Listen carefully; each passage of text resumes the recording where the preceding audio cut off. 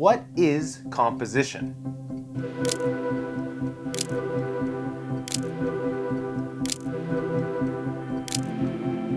Now, all of these shots look great, and of course they do. You're probably wondering, they're from major budgeted Hollywood movies. Now, there is one thing though that these major budget movies use that we also can, and it costs us nothing. And that's by framing our shot correctly using composition. Composition really is what we as creators use to tell our viewers where to look while we're showing them a photo or a video or anything of the kind.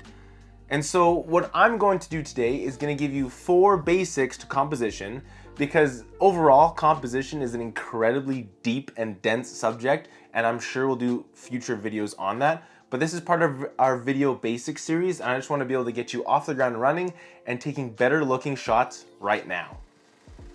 First tool in the toolkit for composition is balance. Now, you might be wondering, Josh, how are we balancing a shot? What does that even mean? Essentially what it means for us in video and for photo is to have a healthy balance of positive and negative space. Now, right now you're looking at me and I am what we would call the positive space, and all around me would be the negative space. And that way I'm trying to make an image that doesn't look too cluttered or too barren. Now, all these can have creative styles that change and differ depending on what your taste is, but I want to teach you some fundamentals that you can then change and apply to whatever creativity you see fit. We're going to go to an example right now where, and I'm sure many of you have seen this movie, it's been used many times to show what an amazing movie and how well a written movie can be, but it also has so many beautiful and stunning images. Spider-Man into the Spider-Verse. Now, in this scene, we are seeing Miles Morales, our main character in Spider-Man into the Spider-Verse, finally gaining control of his powers and leaping into a new journey, a new path for him. But what's so beautiful about this scene of him descending or ascending through the sky and into the city is how well balanced it really is. We're seeing the negative space around Miles, and we're seeing the positive space of him and the cityscape. It's so well composed. We see such a beautiful image, and in some ways it's an inspiring scene to see. It lifts our spirits as we're looking at it.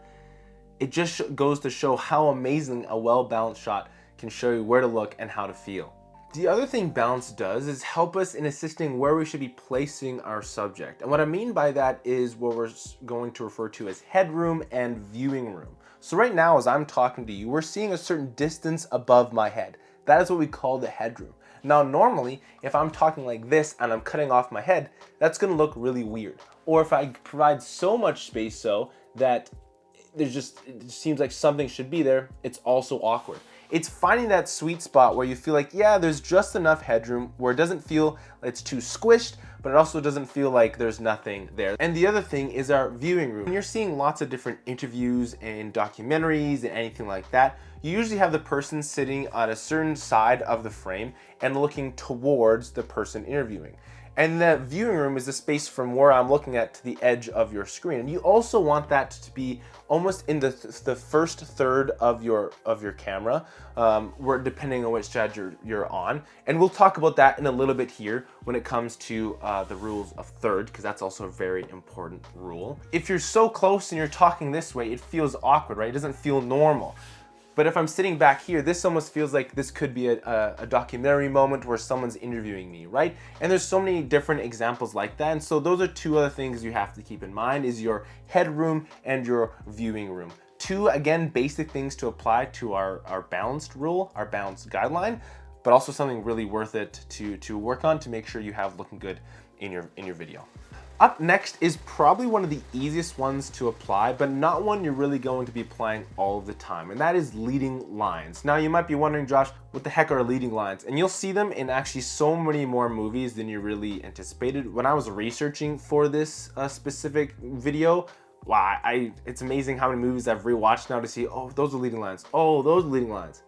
Essentially what leading lines are is something you're using in your shot to frame the image in such a way where it's pointing towards a subject or something important. 2 examples I got for you. The first one is 2001 Space Odyssey, where we're seeing our astronaut walking through this hallway on the space station, and you're seeing all these lines pointing towards our astronaut. there is almost nowhere else you really want to look in that scene besides where all those lines are leading us to, and that's our subject. And another one we can look at is when Catwoman is riding Batman's bat bike, whatever you want to call it, his bat motorcycle, through the city of Gotham. You can see in every turn of this scene here, you see the rails are almost leading lines towards her on the bike over and over again. Again, just showing us where we as viewers should be looking at. So leading lines is not going to be something you're going to use every single time you go out and make something, but it's certainly another tool you can add to your kit to help your composition. And maybe you can go out there and find some leading lines for your next video, and it's gonna look that much better. This next one is probably one of the most widest and most well-known guideline when it comes to composition, and that is what we call the rule of thirds. What that means is we take our frame and we break it into 9 boxes. We break it up into thirds, I guess is the better way to say that. And each point, each intersection at the third is by far the most interesting section to look at. There's a lot of psychology in composition, and this is one of those where our eyes are naturally drawn to those locations on an image, on a photo, or a video. This is the #1 most used thing, composition guideline in the whole kit. I use it every time I'm out there. Now, there are ways to tweak it and break it in ways where it doesn't disrupt your image and things still look good, but it is one of the most fundamental things you need to know when it comes to composition. So how do we apply it? Where do we see it? Now, we're gonna pull up a scene, one of my favorite scenes from Jurassic Park, the very first one, where we're seeing our main character and the T-Rex. And it is intense, right? It's an interesting scene, and the main thing and why it works so well for us is they put the T-Rex and our main protagonist each in one of those connecting points in our thirds, which is where our eyes automatically go. So it's telling us, look at him, look at the T-Rex. It's such a great way for us as viewers to know where we need to look. And again, something you can use right away. Now, for me, for when I'm using rule of thirds, I'm using this in interview work, I'm using this for YouTube, for so many other ways, and a couple examples I'll show you quickly. One is this scene right now. Now, when I'm sitting in the very center of the scene, it's hard to put me in the section points, but I'm still putting myself on that top third line to make sure that it feels comfortable for you to be looking at me. Something you can apply to your videos right away. Don't want to put yourself too high into that last third. You want yourself kind of in the middle, something that feels right for you. Another one is for interviews. When we were talking about putting them to the side and having them talk like this to an interviewer, I'm putting them almost at that intersection point, and that tends to look the best. Now again, these rules can be tweaked and changed and broken for so many different reasons, but these are great ways for you to kind of get off the ground and learn how the rule of thirds works. And what's even easier about this rule of thirds is almost every camera nowadays, at least if you bought one in the past recent 5 or 6 years or so, has the rule of thirds, has a thirds graph built in. So you can just turn on that setting on your camera and boom, you're seeing it right away instead of kind of guessing where it is. So I highly recommend that. Or even then, if you use your phone and you go to the phone app, it already has the rule of thirds kind of built in. It's already there. There's already stuff, if it can, I think it's focused, yeah. There's already something there for you to see. There's already rule of thirds for you to use. So again, great resource to use right away. I'd highly recommend it. And yeah, rule of thirds is like the #1 thing I use all the time. So even for your videos for YouTube and content creation, I highly recommend putting this one into practice right away. Lastly on this list, and the last thing to add to your toolbox for composition, is depth of field. And this is something we kind of touched on a couple weeks ago for the very first fundamental basics of video with your aperture, and how having a shallow depth of field where I am in focus and what's behind me is a bit more blurred out. There is a nice bokeh to it. It's not something you are focusing on. I want your eyes, your viewing to be on me and not the background. So we blur it out so I am the main person you're looking at. It's that simple. These are the 4. We've got balance, we've got leading lines, rule of thirds, and depth of field.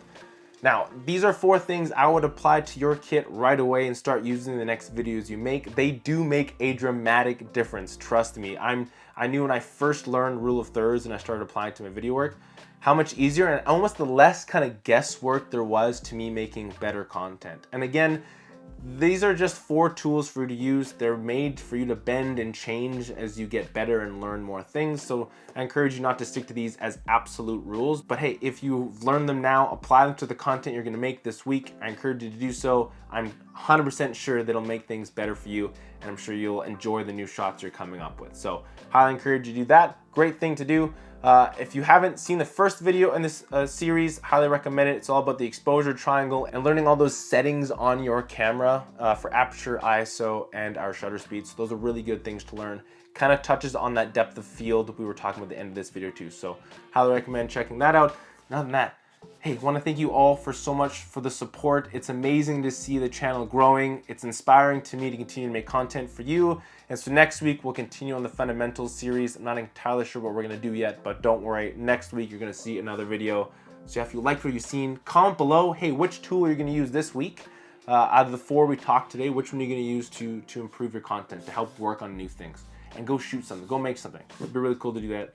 And I'd love to see it too. So yeah, that's all I have for you this week. That's it, nothing more. We'll see you next week with another video. Hope you all have a wonderful day.